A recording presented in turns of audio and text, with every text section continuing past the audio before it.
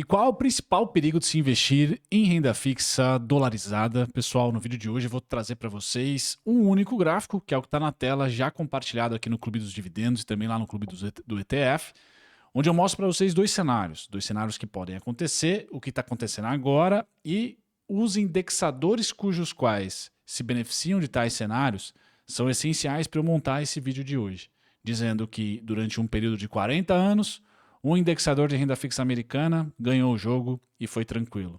Essa vitória deu uma tranquilidade e um retorno muito importante para o acionista, ou cotista, se for, no caso, um ETF. E em outros 40 anos, o oposto aconteceu.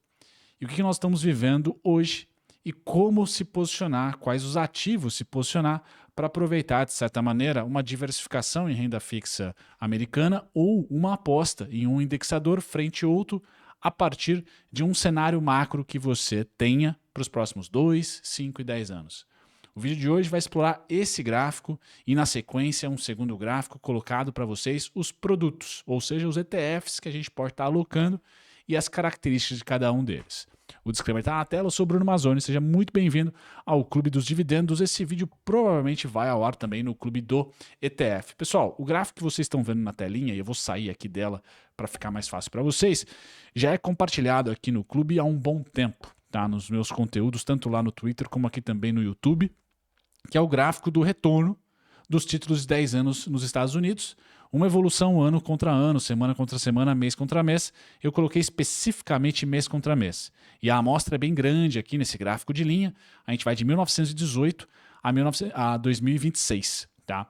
O que eu quero trazer aqui? Independente se você conhece de economia ou não, já investe em títulos de renda fixa ou em ETFs de renda fixa. O papo é o seguinte, mesmo a economia mais pujante do planeta passou por ciclos macroeconômicos voláteis, ou seja, ciclos onde o Banco Central de lá, norte-americano, subiu a Selic deles, ou Fed Funds, e ciclos onde o Banco Central lá cortou a Selic, ou porventura o mercado. E o gráfico que eu mostro agora para vocês, a evolução desse gráfico de linha para cima ou para baixo, não é feita pelo Banco Central. É feita pelas expectativas dos investidores, tanto domésticos, norte-americanos, quanto global. Aqui no Brasil é chamado de curva de juros, lá também yield curve, é como a gente vê o mercado precificando ou aceitando financiar a máquina pública americana a determinado valor, a determinados juros. E esse gráfico mostra os juros de 10 anos. Quando o Tesouro Americano emite dívida, o mercado fala, olha, eu quero comprar essa dívida, só que a X% ao ano. Esse X% fica à direita, nessa legenda, e o gráfico mostra uma evolução de 1918 a 2026. Tivemos guerras, tivemos crises, recessões, bonanças, várias coisas aconteceram. Qual que é o ponto que eu quero ilustrar para vocês nesse vídeo aqui? Primeiro ciclo, 1918 a 1941. Nós tivemos fechamento da curva de juros, ou seja, os investidores estavam cada ano que passava, cada mês que passava, pedindo menos prêmio ou juros para financiar o Tesouro Americano, a máquina pública americana. Então, a máquina pública americana, o governo americano, tinha ali à sua vista cada vez um juros menor, tá? Para poder angariar recursos e financiar projetos, enfim, a sociedade americana e todas as estratégias aí pelas quais o governo americano passou de 1918 a 1941 no âmbito público. Então, bom para o governo americano.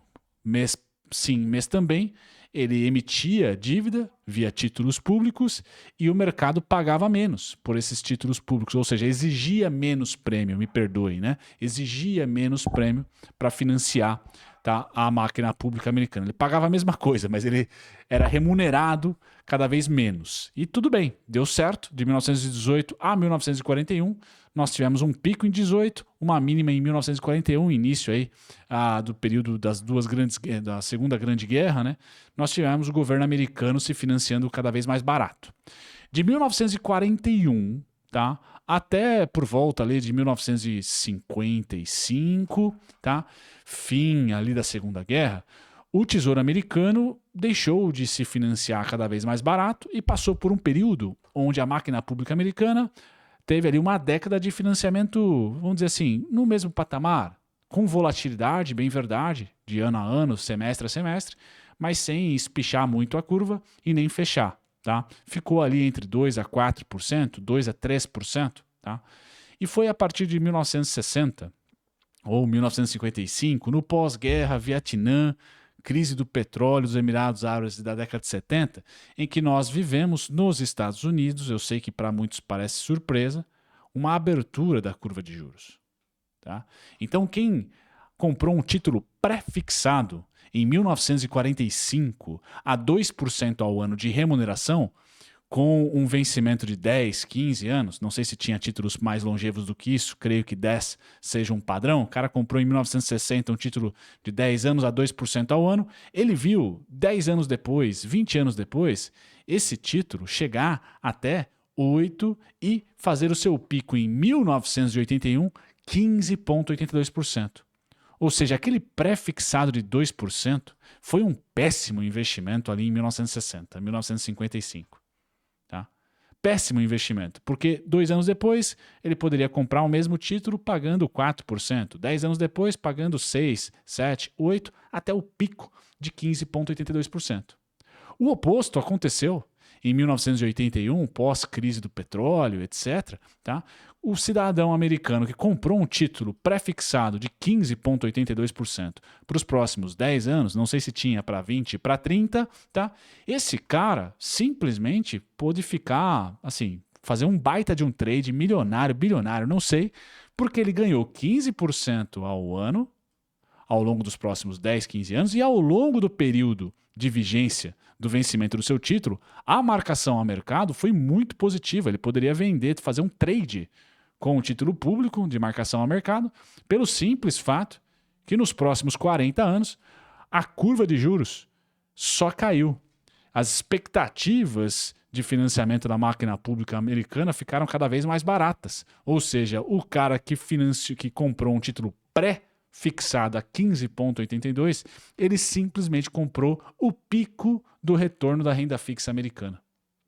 Comprou o pico. Não tivemos, de 1980 até o presente momento, nenhum título americano sendo emitido pagando 15,82% ao ano em dólar. Tá? Então foi o reinado do pré-fixado de longo prazo. O reinado do TLT, que é o ETF mais famoso ali. Durou de 1981 até 2021, 2022. Né? 2021 principalmente. Tá?